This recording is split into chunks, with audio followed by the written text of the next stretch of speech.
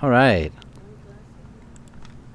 All glories to Mother Ratasha. All glories to the religion of love. All glories to the assembled devotees. All glories to our Supreme Lord. O Lord God, please help us about these teachings and be an example of love in the world. Jai. Okay, today, continuing on, again, with our meaning of words community suggestion topic.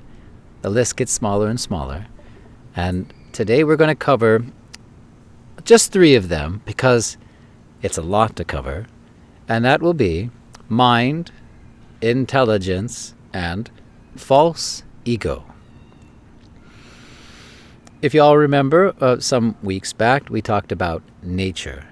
Specifically, the difference between spiritual and material nature. And in the definition of material nature from the scriptures, we recall it was comprised of 8 elements, more or less. 5 gross elements, earth, water, fire, air, and ether. And 3 subtle elements, mind, intelligence, and false ego. These are the subtle energies of the material world. And these 3 also comprise the subtle body. We're embodied not just by this gross body of, eyes, ears, skin, muscle, all this stuff, the gross body, but there's also a subtle body too.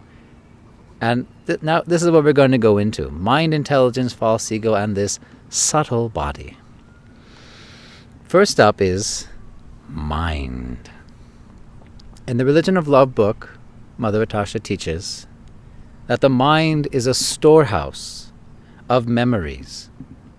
And it holds every thought and everything we have ever experienced in our life. The mind is a vast storehouse, and nothing is ever lost from this storehouse. And when needed, we can consciously go into our archives so that lessons learned in the past need not be repeated in the future. So the mind holds everything you can possibly think of you've ever experienced, even from time as a baby, which we can't really recall, but maybe a hypnotist could put you under his sway and bring up some old memories you've forgotten. But that's what the mind basically is. It's like a hard drive. It stores all of our data, our sensory data. And the mind is also the engine of action and emotion. For all of our feelings, everything we feel, happy, sad, scared, confused, whatever, these energies, these feelings come from our thoughts. And thoughts come from our mind. So the main function of the mind is thinking, feeling, and willing. Willing meaning our desires. And it constantly generates millions of ideas and desires and mental attachments. The mind is always busy. And it's quite fast, too, in how it works. In fact, in the Vedic scriptures, it says the fastest speed in the material universe isn't the speed of light, but the speed of mind. It's so quick, the mind. And the mind is driven by desires. It acts as the repository for all of our feelings, our passing desires, and our urges that are tied to the material senses. And one of the primary functions of the mind, you can say a kind of a binary function of this hard drive, is it's like an on-off switch of acceptance or rejection. So the mind, it urges itself to accept what is pleasing and reject what is displeasing. Going off my notes, this is a huge class today.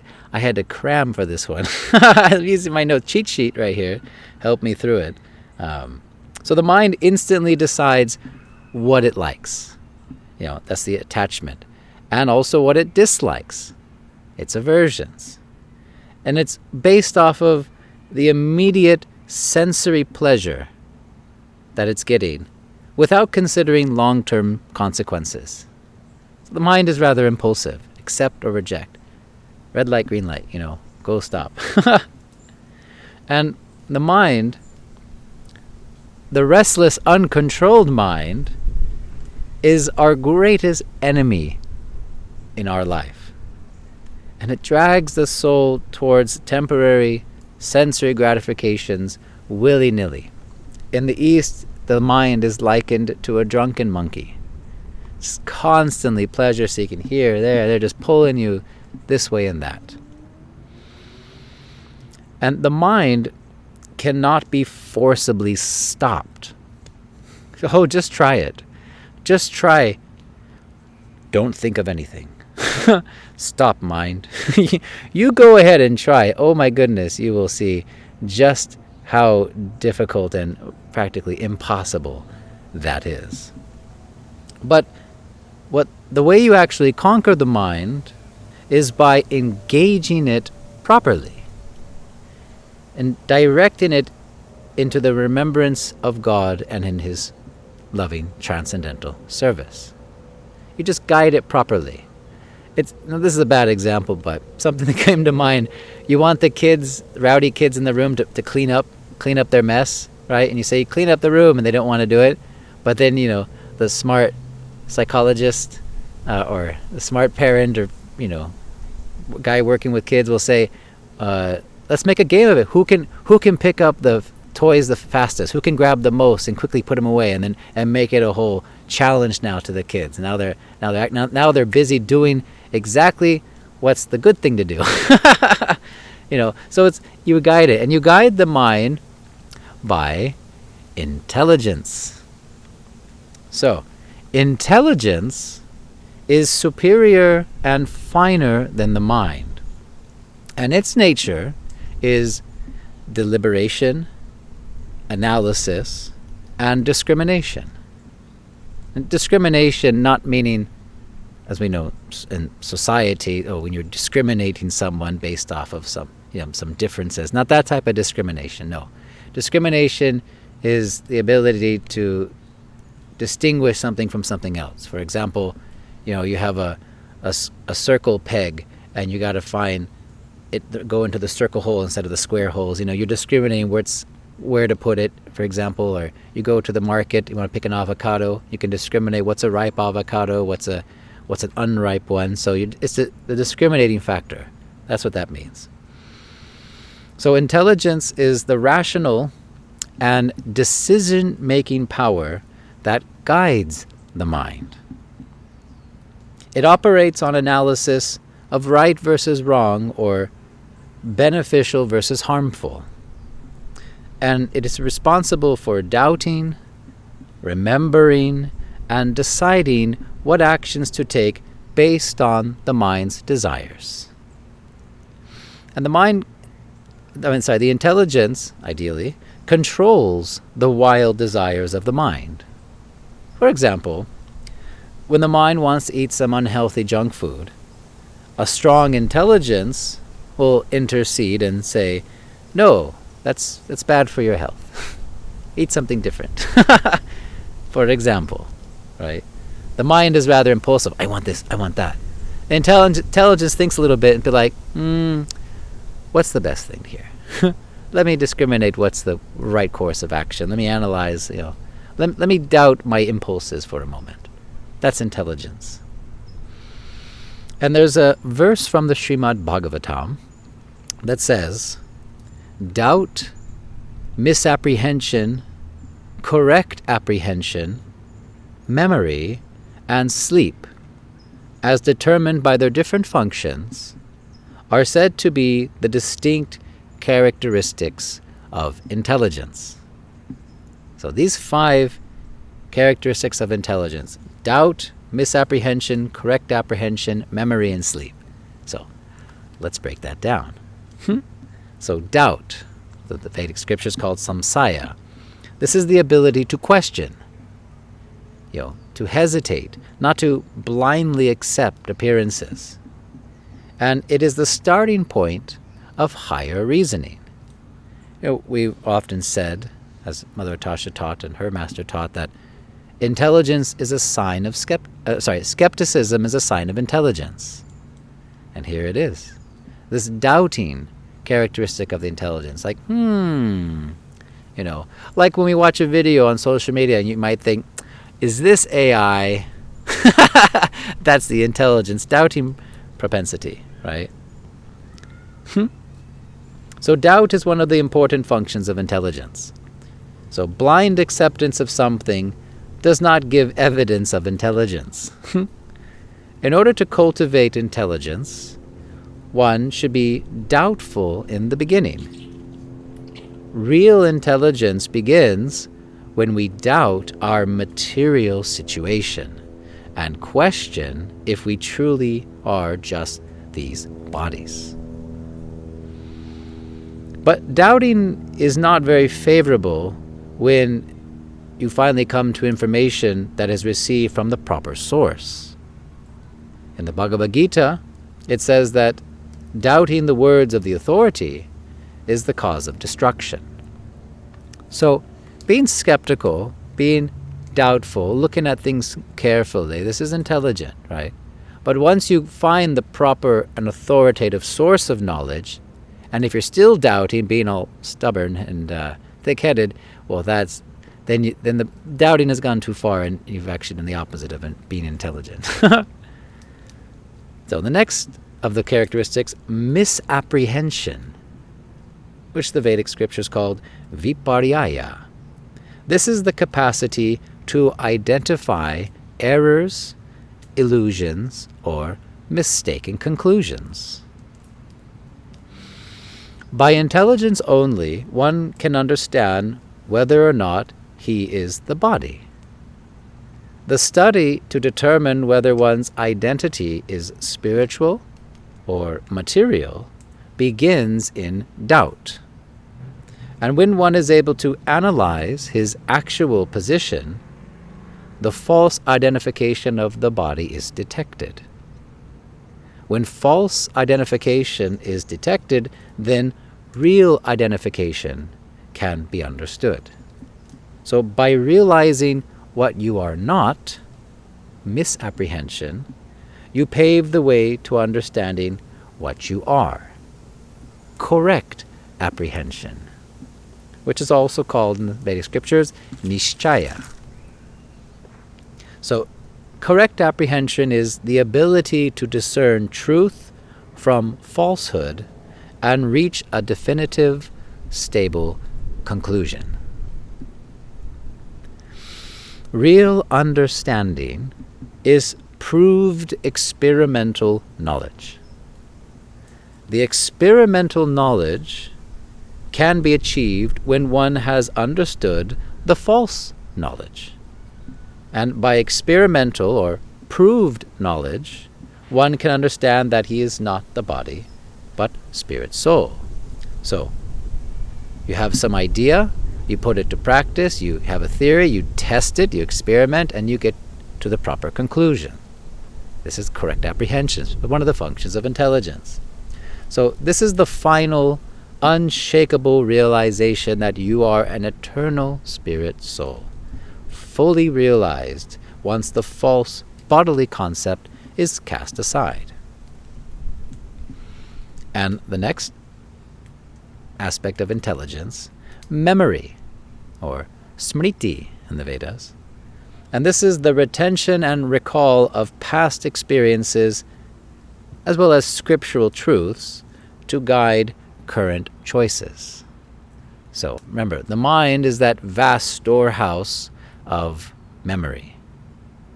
The intelligence is what accesses that drive, accesses your archives when you need to know something.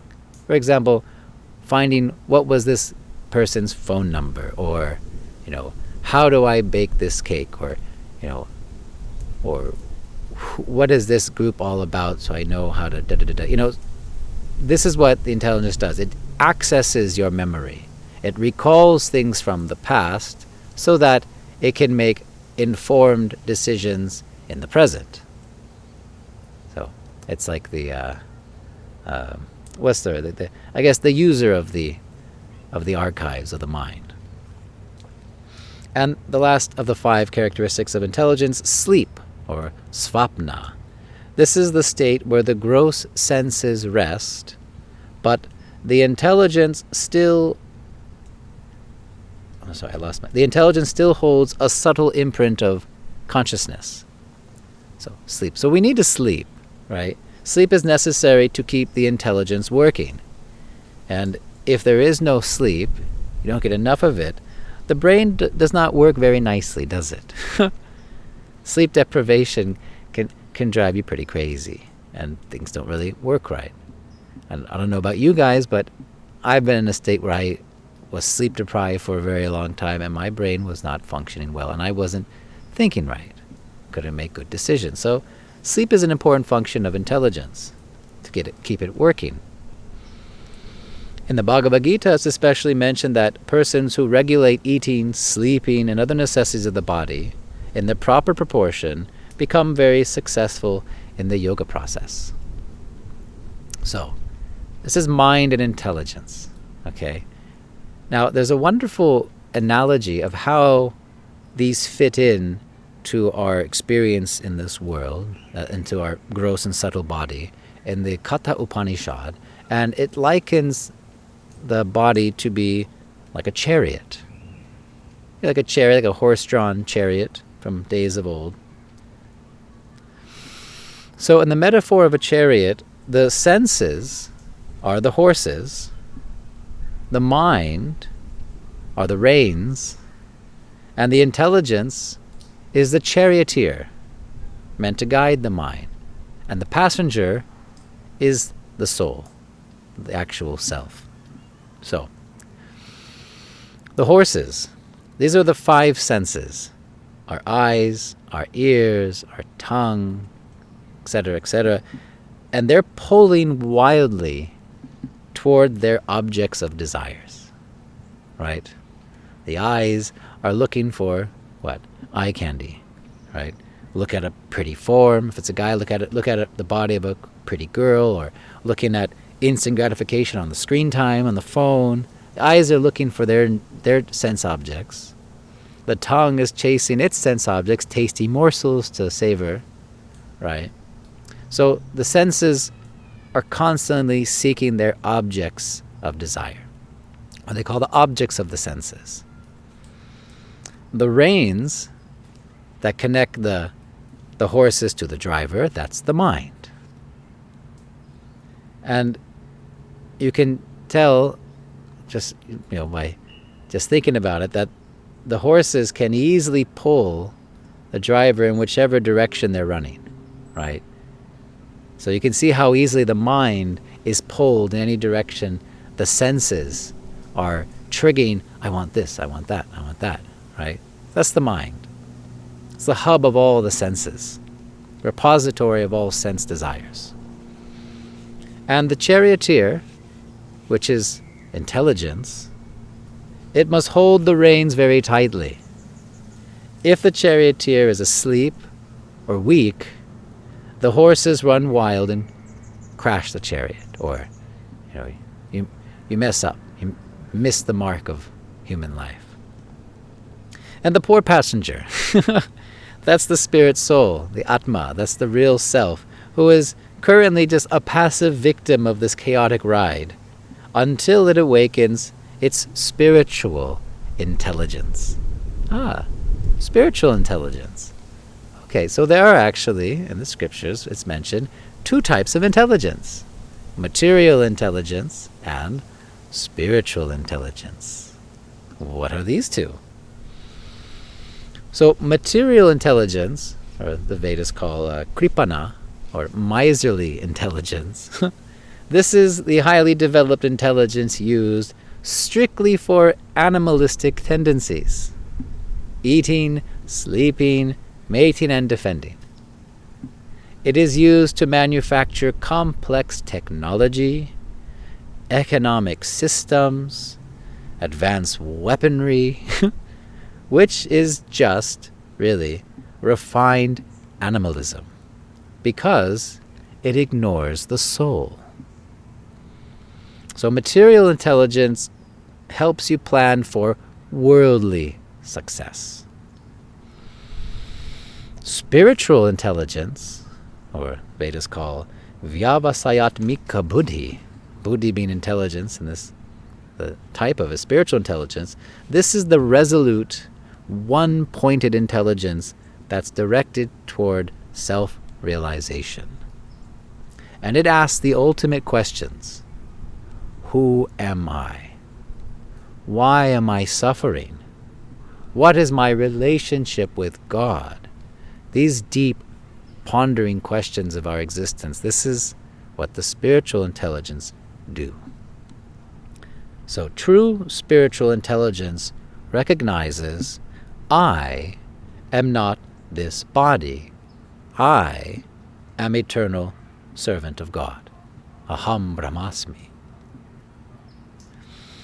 When properly trained through scripture and saintly association, sadhusanga, the purified intelligence takes charge, subdues the demands of the mind, and anchors the soul in spiritual consciousness.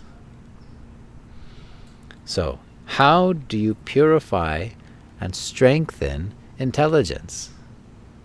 How to operate on that spiritual intelligence versus material intelligence?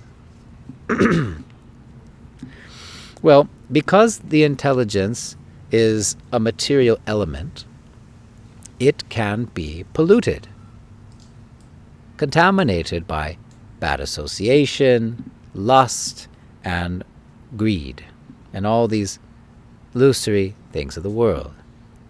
And they can cause a person to lose their discrimination, right? To no longer understand what is right or wrong, what is good or bad, what is beneficial or not beneficial. So, intelligence cannot be purified on its own. It needs help. It must receive higher light, higher guidance. And we can purify our intelligence or strengthen our intelligence into the spiritual by, one, hearing Scripture, hearing the message of God. The intelligence is nourished by hearing absolute truth, pure spiritual knowledge. It's purifying, particularly when we actually hear and we act upon that knowledge. I personally take great joy in hearing and studying all the wonderful scriptures God has given. I find it wonderful association. I love it, and it has helped me immensely. The more I read and hear from God's scriptures, it's wonderful. And also recalling the teachings of my spiritual master. Second way we can purify the mind, intelligence, purifies everything really, is chanting God's names. Sound vibration acts directly on the subtle body, cleansing the mirror of the mind. Cheto dharpana marjanam, they say. And it sharpens our intelligence. So, hearing and chanting, which are foundations of our spiritual practices and devotional service. And third, in strengthening our intelligence, is the acceptance of a spiritual master. So just as a child needs a teacher help them develop their intellect, so does a soul need a guru to train their spiritual intelligence to see things as they are. So having a proper guide. And if one does not have a spiritual master, paying heed to the instructions and teachings of bona fide spiritual masters of old, or keeping good company with devotees, practicing faithfully on the path, sincerely, these all help purify and hone our spiritual intelligence. So, hearing, chanting, and devotee association. Well, who'd have thought, right? Always has been, right? All along. So, that's mind and intelligence. Now, false ego. In the Religion of Love book, it says of ego, wisdom is to know who you truly are. Ego is identity. That's what ego means. So false ego is to believe you are the body, which is temporary, whereas real ego is to realize yourself as a spiritual soul, which is eternal. The body may change, but you remain. First a child's body, and that was you. Then an adult body, and that is you too. And finally an aged body, and that too will be you.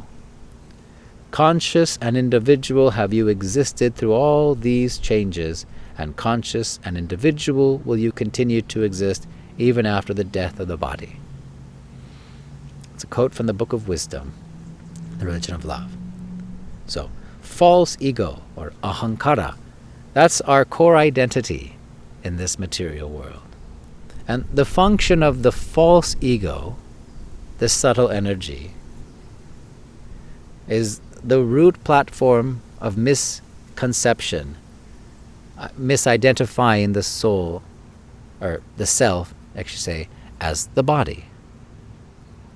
It forces the spirit soul to accept this material body as the self. And then, on top of that, accepting all sorts of outward designations related to the body, such as nationality, race, gender, political affiliation, etc., all these different designations. This is all compounding all of the false I of who I am. So, the main operating illusion of false ego is the illusions of I and mine. I and mine. This is what it illusions us, with the false identification of who we actually are not, the false idea of I, and also the false idea of what is mine. False proprietorship. Everything here belongs to God. God created this world. He created all the elements. He created this planet. He created these bodies even. Everything is the creation and property of God and part of His multifarious energies. We don't actually own anything. We don't. Everything is God's. Ownership, proprietorship is an illusion. But this is part of the false ego. By first misidentifying I as the body, and then it starts to misguide us with false proprietorship of, now this is my country, this is my family, this is my car, my bank balance, my this, my that, mine. I and mine. This is the false ego. So, it is the foundation upon which both the mind and the intelligence sit. It's actually the very first covering of the spirit soul when it enters the material world. And the false ego says, for example, in my case, I am this American male body. And the intelligence then reasons how to protect that body, since that's what we think we are. And then the mind feels happy or sad based on the bodily identity and the acquisition of the senses and their objects. So this is the root cause of material bondage, the false ego. Oh, and I think I'm going over a bit. My apologies, but now I want to talk a little bit more about the subtle body. So these three comprise the subtle body. I told you there was a lot to go through today. So, this is our subtle body. Mind, intelligence, and false ego. So while the gross body is differentiated by physical structures, like bones and flesh, the subtle elements are differentiated by their specialized psychological functions. So, the subtle body is an invisible material covering made of this mind, intelligence, and false ego, and distinct from the gross physical body and the eternal soul. This subtle body, and it preserves a person's desires and consciousness and carries the soul to the next physical body at death. That's the subtle body. It is the vehicle for reincarnation and transmigration. So when the physical gross body dies, the subtle body captures the individual's consciousness and desires and carries the soul into a new physical body as it desires and as it deserves.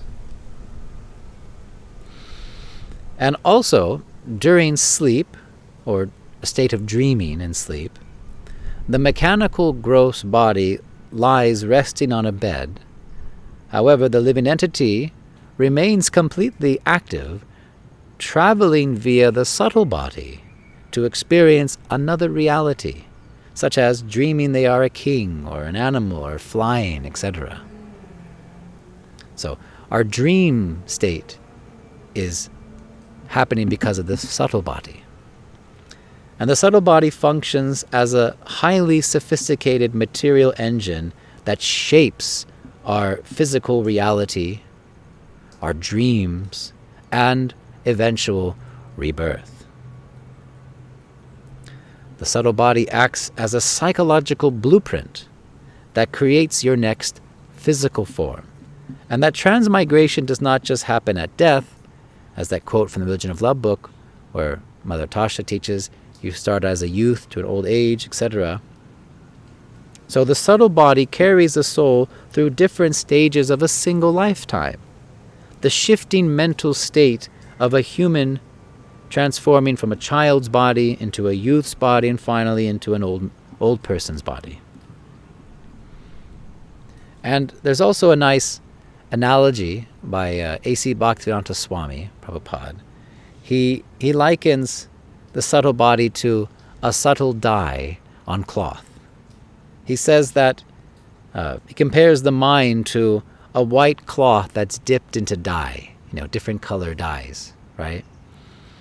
And the thoughts, actions, and desires accumulated throughout a lifetime of heavily contaminating our consciousness, right? So at the moment of death, this custom dye, this big complex tie-dye now of this cloth, forces the subtle body to attract and construct a corresponding gross body among the 8,400,000 species of life. Remember, we talked about in a previous class that at any moment you die, there's a next body waiting for you. Well, the subtle body is the blueprint for that. And as we talked about, like a ghost is basically a soul who doesn't have the gross body, just the subtle body, right? Stripped of the physical outer covering due to severe karmic reactions. And thus a ghost possesses a fully functional subtle body with intense material desires, hunger and anger, but lacks the physical instruments, senses, mouth, stomach, etc., to satisfy those desires, resulting in a state of immense suffering, or as what's known as the famished ghost. So this is what the subtle body is. So mind, intelligence, false ego, these subtle energies, finer than the gross material energies, this is where most of our work in spiritual life is, in purifying. This is where our ignorance, our illusion is, in a subtle body, in our mind, intelligence, and false ego. And our hearing, chanting, remembering our spiritual practices purifies this. Ignorance is seated in the mind. And this is what we cleanse through our spiritual practices. So we'll do other classes, I'm sure, in the future, more on how to deal with the mind. But I've already gone way over. My apologies. Let me pause there. Do, do, do, do.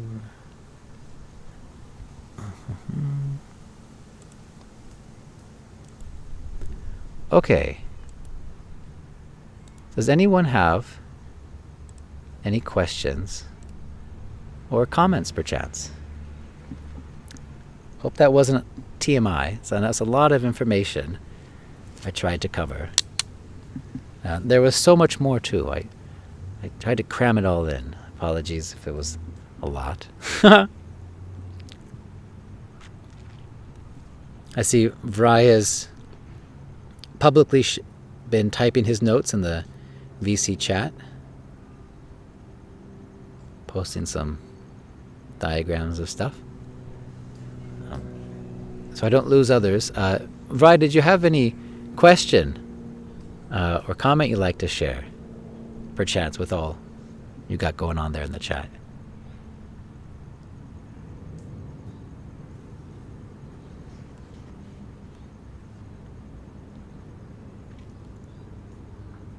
Hey, how's it going? Hey. Been some time. It's been a week. I have two questions. I must find them because I was taking notes as you were talking, as usual. Where is guide the mind properly? Something you stated previously. I asked myself the question while you were saying this. But what is proper? What is proper? Okay. Good question. Well, that is relating to, again, proper spiritual intelligence. See, proper spiritual intelligence is knowing that not this body, but spirit, soul, and the purpose of life is spiritual realization.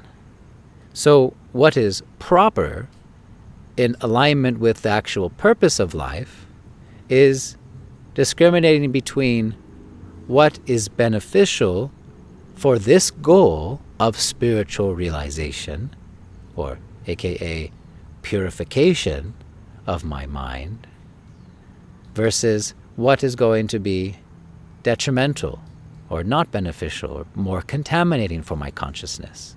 So this is the lens by which a devotee guides their intelligence in all their daily life.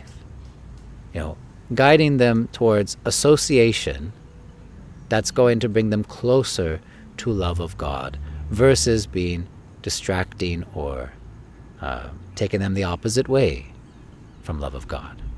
So, and it depends on your goal. Now I'm relating this to the ultimate goal, to spiritual life.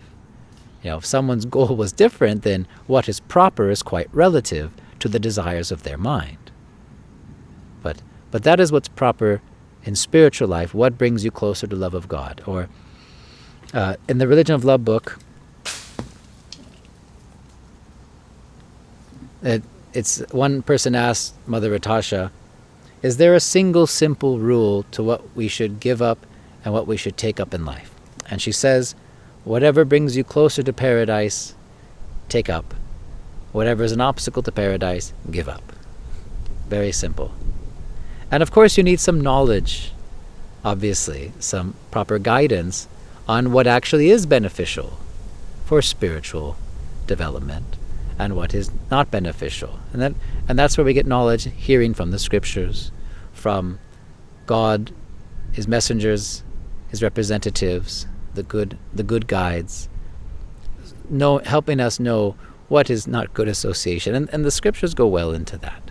So that would be what is proper or not proper in how good use of intelligence directs the mind and its wanderings. And mind you, the uncontrolled mind is our greatest enemy in life, but the controlled mind, when it's cleansed through hearing and chanting and good association, spiritual association, the cleansed mind that's controlled by proper engagement, proper meaning engaged in nice transcendental activities, devotional service, acting not for the pleasure of our bodily senses, but for the pleasure of God's supreme, eternal, spiritual senses. then the mind becomes your greatest ally in this life. It's like the most handy-dandy tool that, like R2-D2 to Luke Skywalker, right? Always got your back, always helping out, right? So that would be proper use in a sense. And you said you had a second question? I hope that answered it. Your first. Yes, of course. I always enjoy your answers. My second question to you is, if you were to still the mind, because it is very hard to still the mind, to have it completely quiet, and not to think of anything. But if you were able to do this, what would it bring to you, the silence? Well, it's near impossible to still the mind for any practical long period of time. You just try it. Something's always going to pop up. So a devotee isn't attempting to still or quiet the mind. The devotee is trying to constantly direct the mind towards divine association or devotional service, such as chanting.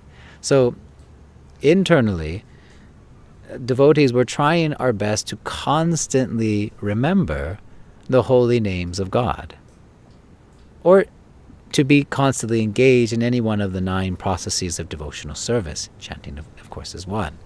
And rather than trying to force the mind to be still, I'd rather direct it from thinking of, nonsense or distracting things towards names of God, towards God's message, God's glories, God's form, God's service, thinking on these things. So guiding it in the right direction. And then it becomes truly transcendentalized. The more the mind is directed to focus consciously in the moment on the Supreme, especially through the holy name of God, the more it's purified. It's that cleansing the dust of the mirror of the mind. Now, eventually, yes, the mind can be stilled, and it actually says in the Religion of Love book that it is in that shimmering, silent stillness that the voice of God is heard. And that's what that is referring to, is awakening to our original spiritual consciousness, which is beyond the material mind. So I'd say rather than being stilled, actually, the fully purified mind is actually put away.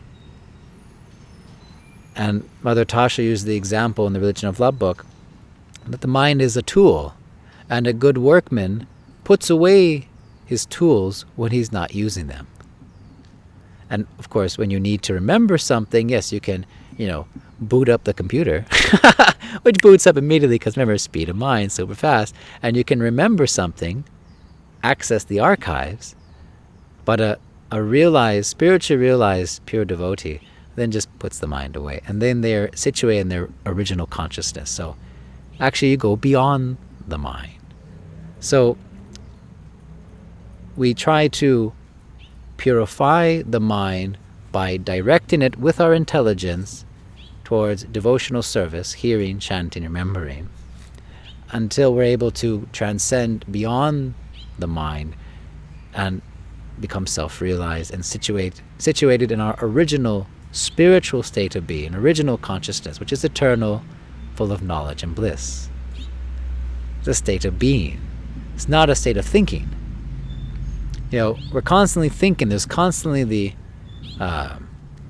monologue going on in our head. And in some people, that monologue is verbally outward. Wink, wink, crazy dogs. So the mind is constantly having this chatter going on. And we think that is us. We think that thoughts, the voice in our head, we think that's me. No, that's just the constant rambling of the material mind, a regurgitation of everything from the past. That's not actually us. When the mind is fully purified, this is in the process of spiritual life, walking this path made straight, becoming again spiritually realized, we transcend beyond the mind, and there is no more of that thought of the mind. Instead, we relish our eternal state of being, a conscious, awakened state of our original constitutional position as the eternal servitor of God. And our actions in that purified, awakened, fully realized spiritual state of consciousness, our original state, is not one of reacting to the material world and being pulled by your desires and senses, but acting in your natural state of loving service. And it's hard to describe, but like that bumper sticker, what would Jesus do? Well, you wouldn't have to think about that. You would be doing as Jesus do if you were in that state beyond the mind. You'd be acting in loving service of the Lord. Hope that answers your question, brother.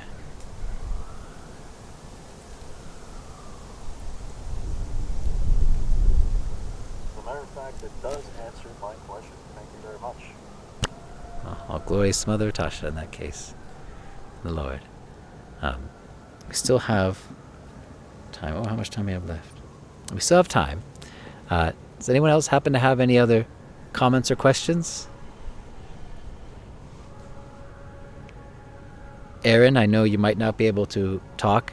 Kudos to you for staying up all night. Normally we would think in life that a young person staying up all night is not a very good thing, but in this case, he stayed up all night so he can stay awake for class. So, which is, it's after, after 4 a.m. Aaron's time. If you have any questions, my brother, you can chat it, type in the chat. Oh, my wife has a question. Where's the comment? Comment, okay. You might want to speak up so the mic can, or come closer. The subject of mine has reminded me one verse from Bhagavad Gita. It's chapter 6 that said that for one who has conquered the mind can be a best friend, but for one who has failed to do so, the mind will remain as an enemy. Mm-hmm. That's really this subject reminds me that verse of Bhagavad Gita too. And for myself, the experience I have is, of course, when it depends on the subject that my mind is getting busy with that. If it's very, very negative or something that's disturbing or bothering me a lot, chanting the holy names of God, it helped me a lot to distract me. It's a nice distraction for me to distract my mind and control my mind by myself by chanting the holy names of God. I just wanted to share it with you and everyone. That chanting, it helped me a lot. Very good. But of course, it's not that easy. It means constantly practicing. But at the beginning, it was very, very difficult for me. But as I practice more, it's become easier. But still, I need lots of work to do. Anytime something in mind is controlling me, because that's the quality of mind that is keep trying to control me. And but when I understand, when I become conscious about what is happening, immediately I start chanting, and then that's the time that I feel really happy that by chanting I can just control my mind. Yeah, very good. Chanting is the best way to control the mind. And remember, it's not controlling, we're guiding the mind into doing things that are beneficial for our life. So, like I said, you can't stop the crazy ADHD kids. They're constantly bouncing off the walls, but you can, with good intelligence, you can guide those crazy kids into doing some things that's very beneficial and good for themselves. Yeah, exactly the example you said. Right, and chanting is like that. Chanting is one of the best ways to do that. And while we're chanting, if you've ever practiced waking up early or at any time of day trying to just focus on chanting, you'll notice your mind is constantly wandering away from chanting all the time. Oh my gosh. And our practice is to always bring our conscious thought back to chanting. As when it wanders away, you're thinking about the day, you're thinking about that TV show, you're thinking about what's for dinner, and then you go, okay, back to chanting, okay, back to name of God, back to name of God. So you constantly are roping it back. And the more you stay at it, the more you're vigilant, the faster you catch your mind, especially when the thoughts of our mind trigger up emotions, painful emotions, fear, anger, anxiety, sadness. The more you practice and stay vigilant, you'll catch yourself quicker and quicker that, oh, I'm in my mind. I'm experiencing emotions from things of the past. All thought is from the past. And when you're in your mind, you're not in the present moment because you're living in the past of memory, which no longer exists. You're not even living. You're basically in the past. You're living in death. It's a death-like state of being when you're constantly in your mind. You're never conscious. Like kids these days, constantly on their phones, are like zombies. They're constantly in their mind. They're not even present. They're not here right now. Not a good state to be in. And there's a good thing you caught that yes, that mind, uncontrolled mind is our greatest enemy. Controlled mind is our greatest ally. That's a quote from the Gita. So most of these teachings, or pretty much all of these teachings, if not from what I quoted from Religion of Love book, come from the Bhagavad Gita and the Srimad Bhagavatam. The bulk of all this comes from those two amazing scriptures, the final two scriptures compiled by Srila Vyasadeva, meant specifically for this age, whole kit and caboodle. So that's where all this knowledge came from. I see Aaron has typed. He's awake. Yay. He says, since in our dreams we don't have a gross body and it's our subtle body working, aren't we technically ghosts while dreaming? Or I wonder if that's how ghosts feel like. I read some Buddha quote that the mind is like a flowing river you cannot control. The flowing river, even if you put bricks to stop it some way, it will find a way to crack its way through, but the flowing river can be directed in the right path, so we don't try to control it, but direct it. Okay, that's the mind, as we just explained. The best way to control the mind is to direct it properly. Right. You can't stop the flow of thoughts, but you can guide the flow towards transcendental thoughts, towards devotional service. And as far as dreaming, no, we don't technically become ghosts when we're dreaming, even though, because the subtle body is still attached to this physical gross body. They're still tethered to one another. When the body dies, heart stops beating, brain's dead, then the subtle body detaches from the physical gross body, but it's still attached. So it can, think there's some indigenous mystic cultures that talk about strings, strings that are attaching us here and there, right? So imagine kind of like a string or a tie that when you're dreaming, the subtle body can go here, can go there, but it's always tethered or anchored to the physical material body. And I was just about to get to that. You asked, what is astral projection? Well, that is what that is. So astral projection is a mystic power. It's a material mystic power, or siddhi. That is when you can be in two places at once, where your gross body is in one place, and your subtle body can be projected to another place. Now, they're still connected, though. The connection's not severed, but that's astral projection, basically.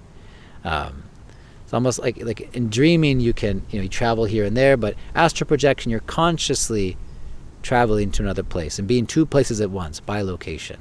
That's what astral projection basically is. And you have to do extreme amounts of severe austerities and penances and mystic yogic practice of controlling the life air and bodily senses in order to achieve such a siddhi.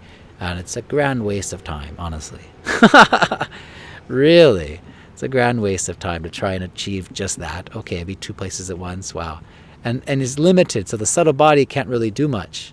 You can appear, I know somebody who can do that. I actually know someone, a Native American elder who can astral project. When his subtle body goes out, he's just like, ooh, like some aura, So basically he's aura farming from a distance. Basically. And you can't really touch or grab things because the gross body is there, but you can appear in a different place at once, and you can perceive things in different places at the same time. But that's what astral projection is. It's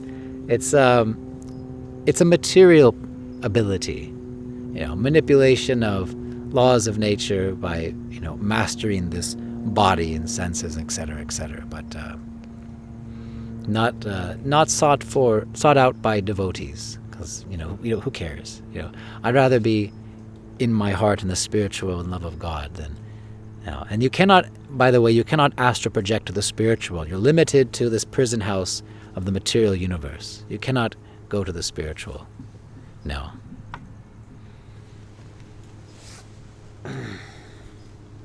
Can you see ghosts in the astral plane? Because you are technically out of your... Oh, my butt. Thing's in the way. Out of your... Oh, there's a thing... I guess you meant to say out of your body. I don't know. I have no idea. Maybe. Maybe you can. Let's leave it at that.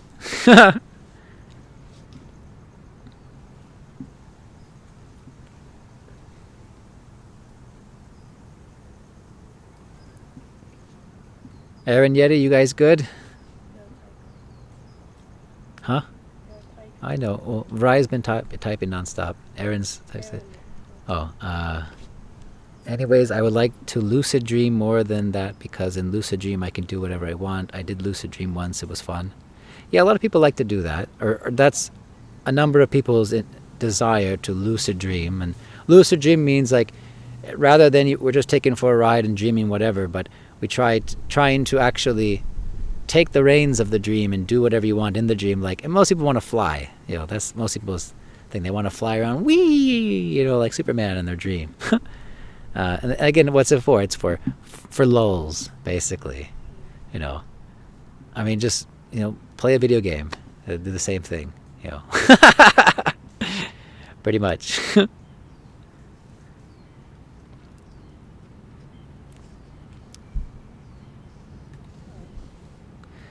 Aaron says, perhaps one day I can lucid dream and imagine being in a beautiful garden worshiping God. Well, you can do that right now. You don't have to do it in the dream time. You can close your eyes and imagine yourself right now, consciously. Just imagine you're in a beautiful garden and you're worshiping God. You don't have to do that in a dream. You can do that now. In fact, here's a very interesting thing, guys. Did you know that the Lord accepts our service rendered in our mind? So let's say you want to offer nice flowers for the Lord, but you don't have any, right? You can close your eyes and imagine just truckloads of beautiful flowers, the most wondrous or aromatic flowers, offering unto the feet of the Lord. You can imagine that, and offering all these flowers in love to God, and God will accept that, because the subtle body of mind, intelligence, and ego, God is omnipresent and omniscient of all of this, and He accepts service rendered in the mind. I'll tell you a nice story about that. There was once a great sage, and this will be the last story because we're just about out of time. There was a great sagely devotee who was very, very poor, but he wanted to render service to the Lord on a specific holy day, but he had nothing. So he closed his eyes, and in his meditation he was imagining preparing a wonderful feast to offer the Lord. Wonderful grains mixed with ghee and a myriad of wonderful, tasty, succulent vegetable dishes, and he prepared all of this in his mind, all of the details. He's imagining everything like he's this wonderful devotee chef in his mind, in this imagination of his meditation, right? And then he's making some sweet rice, boiling the milk and sugar and camphor and cinnamon, all these things with the rice, and he's making it. And in his meditation, he wonders, is it cooled down enough so I can offer it to the Lord? Because I know it's hot when it first comes out. I don't want to give it hot. So in his meditation, he touches the rice. Now, and while this is happening, the Lord is watching all of this, and he's smiling on his devotee, was doing this in his meditation, and he plays with him a bit. So in the meditation, the devotee touches the sweet rice, and it's hot, and he burns his finger, and he actually wakes up from his meditation, and his finger is literally burnt. He burnt his finger from touching the sweet rice in his mind. It was a very playful little naughty thing by the Lord. And then the Lord was so pleased with him, he actually sends a transcendental chariot. It's like, bring this devotee to me. And he actually didn't even die. He went straight to the spiritual world by the chariot sent by God. Isn't that so cool? So anywho, you can serve the Lord in your mind too. So that's some wonderful directing of our mind, right? Devotional service. So, all right, so we don't go over time. All glories to Mother Ritasha. All glories to the assembled devotees. All glories to our Supreme Lord. Oh Lord God, thank you for all this association teachings. May we help one another come to love of God. Jai.